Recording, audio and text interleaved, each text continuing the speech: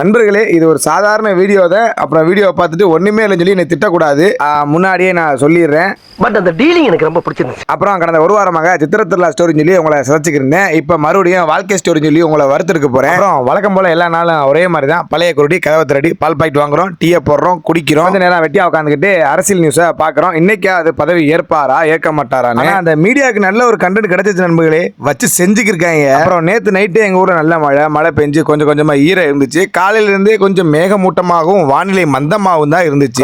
அப்படியே வேடிக்கை பார்த்துட்டு அப்படியே நம்மளும் ப்ரஷ் பண்ண போயாச்சு. ப்ரஷ் பண்ணிட்டு குளிச்சுட்டு ரெடி ஆயிட்டுன்னு வச்சுக்கோங்க. எல்லாத்தையும் தனித்தனியா சொல்ல முடியாது. அப்புறம் நீங்க வேற கண்டாயிருவீங்க இதெல்லாம் பாக்குறதுக்கான வீடியோ பாக்குறோம்னு. அதனால எல்லாத்தையும் சிம்பிளா முடிச்சுட்டு இன்னைக்கு வழக்கம் போல இல்லாம காலையில எங்க அம்மா பாவக்காய் புளிக்குழம்பு வச்சு எனக்கு சாப்பிட சொல்லிட்டாங்க. அதுக்கு வெள்ளத்தை தொட்டுட்டு சாப்பிட்டுட்டு கடைக்கு கிளம்பிட்டேன். கிளம்பும் போதே மேகம் நல்ல மந்தநிலையில் இருந்துச்சு. டக்குன்னு பார்த்தா நம்ம சப்ஸ்கிரைபர் ஒருத்தர் உள்ள என்ட்ரி கொடுத்துட்டாப்ல. அண்ணே வாங்கன்னு நானும் உங்க கடை பக்கம் தானே போறேன்னு சொல்லி நம்மள பிக்கப் பண்ணிட்டு போயிட்டாப்ல. பரவாயில்ல, நம்ம சப்ஸ்கிரைபர் நமக்கு எந்தெந்த இடத்துல ஹெல்ப் பண்றாங்க நினைச்சு நானே என்ன பெருமைப்பட்டுக்கிட்டேன். என்ன நினைச்சில நம்ம சேனல் நினைச்சு நானே ரொம்ப பெருமைப்பட்டுக்கிட்டு நண்பர்களே. மதிய உணவுக்கு ஒரு சாம்பார் வச்சாங்க. இந்த சாம்பாருக்கு பேரு எனக்கே என்னன்னு தெரியல. அப்புறம் காலையில கிளைமேட் ஒரு மாதிரி இருந்துச்சுனால இப்ப பார்த்தா கிளைமேட் ரொம்ப ரொம்ப மோசமாயிருச்சு.